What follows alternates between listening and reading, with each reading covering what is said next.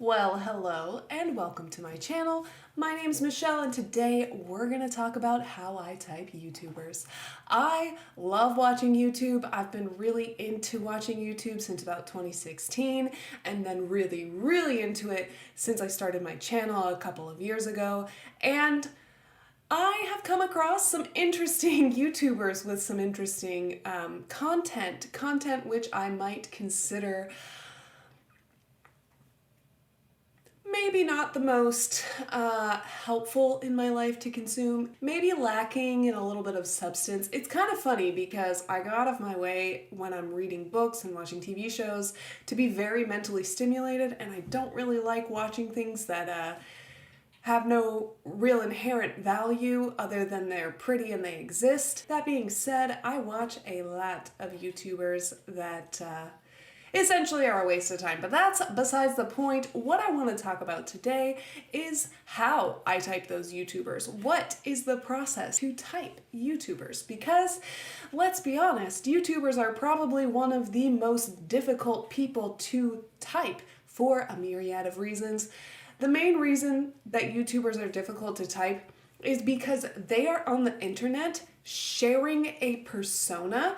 And yes, the whole idea of authenticity and making sure that you are yourself in your videos and nothing but yourself doesn't mean that YouTubers are being themselves. It means that they are trying to create a consistent persona. So some YouTubers are incredibly difficult to type because you can tell immediately they have a persona. Some are a little bit easier to type because they are somewhat stereotypical. But regardless of how YouTubers are, authentic or not, I have a process for typing YouTubers. Some YouTubers I feel like are impossible to type based on their YouTube videos, so you would have to go down alternate paths to really be able to type them. But I'm going to talk about the kinds of YouTubers that you could type through their videos. And I'm going to discuss with you what kind of videos you're going to want to look for and how I recognize these patterns with the different YouTubers. So let's get into it. My process is kind of difficult to explain. People have asked me over and over again, how do you type people? How do you do it?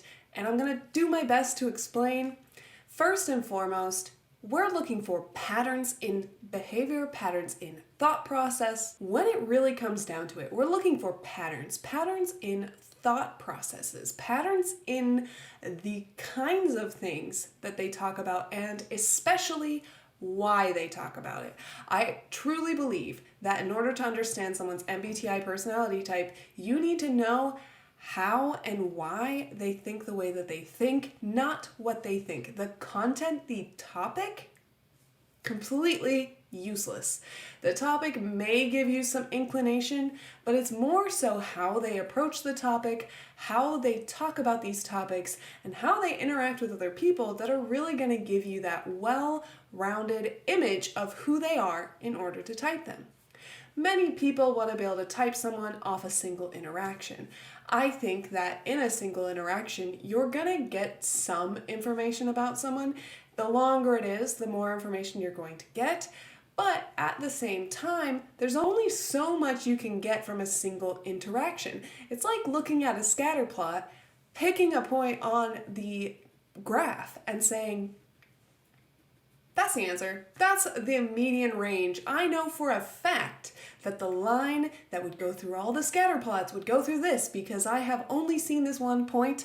I know that there are 5,000 different points, but 1 point's enough to create a line. Even 2 points is not enough points to create a solid line in a scatter plot unless you have enough of the other points in order to connect them. So think of typing YouTubers as a scatter plot. Each video that they put out is going to give you a point on the graph that you can then build upon. And once you have enough points on the graph, you can start to see a trend, an area where they're all the same. So it takes a lot of time. It takes a lot of time, takes a lot of content for me to feel comfortable that I have typed somebody accurately.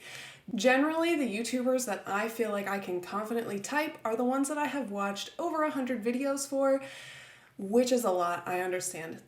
That's a lot. But those are the YouTubers that I feel most confident with my ability in typing them because I have seen enough of their videos in enough different situations that I can now take my scatter plot and put a line through it. That line being what their type is. Now, as with any scatter plot, there's not going to be 100% perfect accuracy. A scatter plot's going to give you a lot of different points, and those points are going to give you a general trend, right? It's the same with typing a person.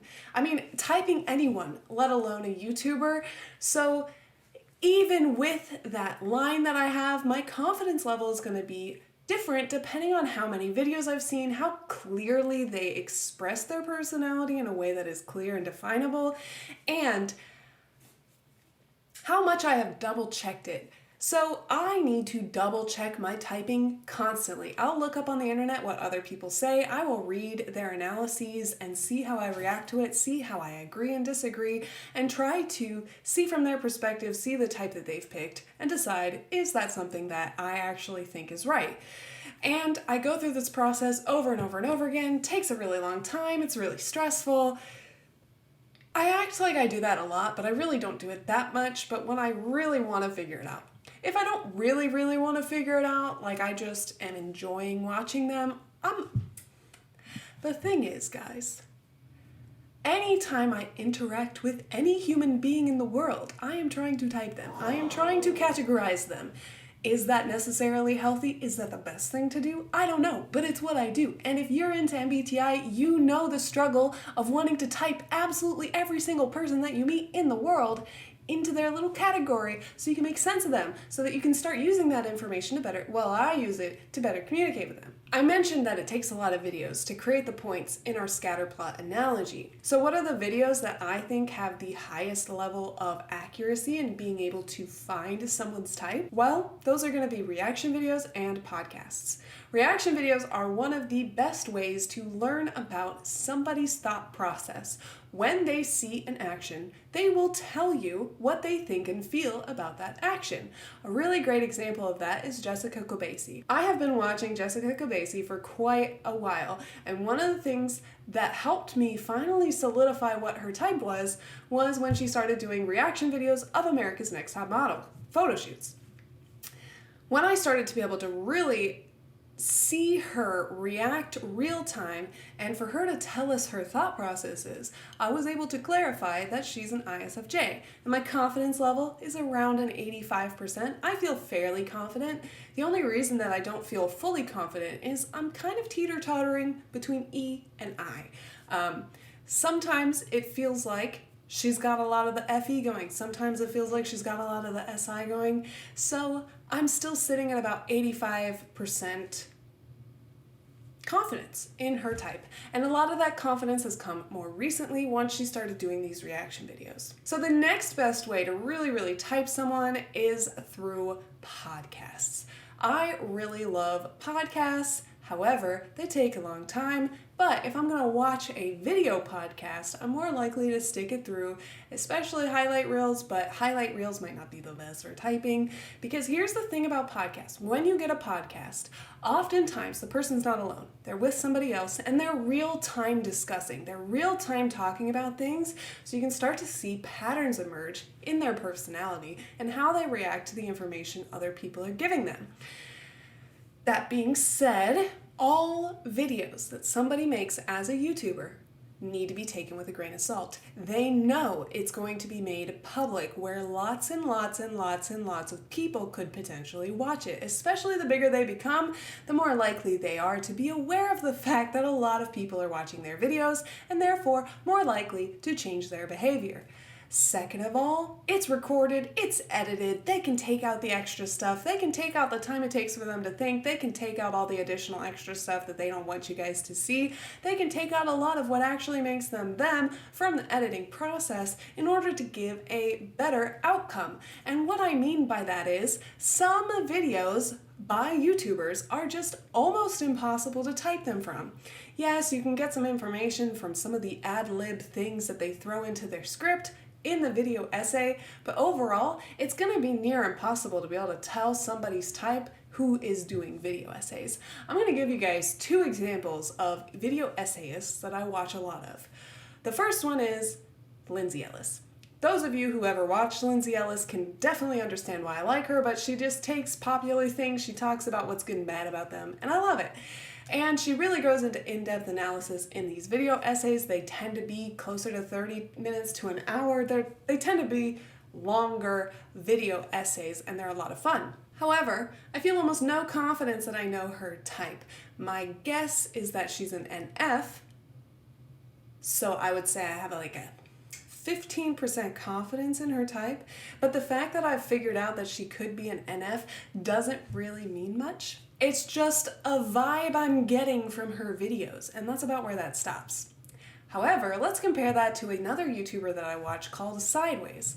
Sideways is a YouTube where he talks about different musical scores and why they're effective and why they're not effective on the audience. One of the things that's helped me feel a little bit more confident about his type than Lindsay Ellis is because his ad-libs give us a lot of information about how he is. He talks a lot with an insecurity towards the FE, which really reminds me of somebody who has inferior FE. They want to appeal to it, but they're not exactly sure how to do so perfectly, so they try and they use what has worked for them in the past, and I feel about 65% confidence that Sideways is an INTP, the guy behind Sideways, the actual person. The reason why it's easier for me to type him than to type her is because he puts more of himself into it, whereas she writes these scripts very well thought out. She clearly took a lot of literature classes and knows really what she's doing when it comes to an essay. That being said, it makes it hard for me to determine her type. My guess, INFP or INFJ or something along those lines. But I don't feel confident because although her content could be a clue, I don't think in this case that it's much of one. She's talking about something very broad, anyone could really talk about it and do so successfully, and I don't think it really has much to do with type. That being said, that is my general process, the best that I could outline without doing a play-by-play, and in order to do a play-by-play, I'd have to actually use a true example. What is your process for typing YouTubers? Because at least for me, I think that my process for typing YouTubers is very different than my process for typing other people. And I didn't really go into depth about the MBTI process behind it, about how I recognize the different cognitive functions, but I think that there's really more than enough content out there that goes over like how to recognize cognitive functions, what cognitive functions are, that I don't need to pollute that space any further.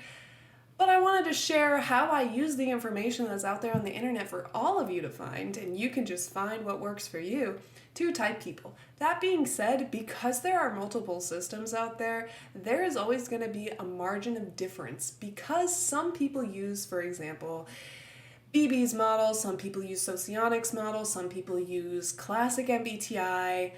Because of all these differences, we're not always going to be able to agree on a type. Some people are looking at just the dichotomies, some people are looking at the in-depth coordination of the different cognitive functions. I would say I'm about here. If this is the dichotomies and this is super in-depth, I'm about 3/4 of the way between the two, and that's my process. Tell me all about your own process. Do you think it's even possible to type a YouTuber effectively and accurately?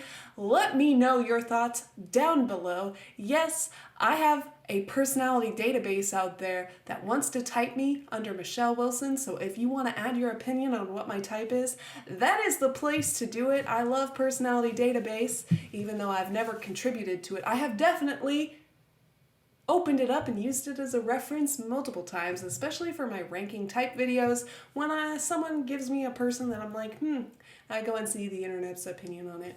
But thank you so much for watching, and I hope that you have a beautiful, amazing, fantastic day. Bye!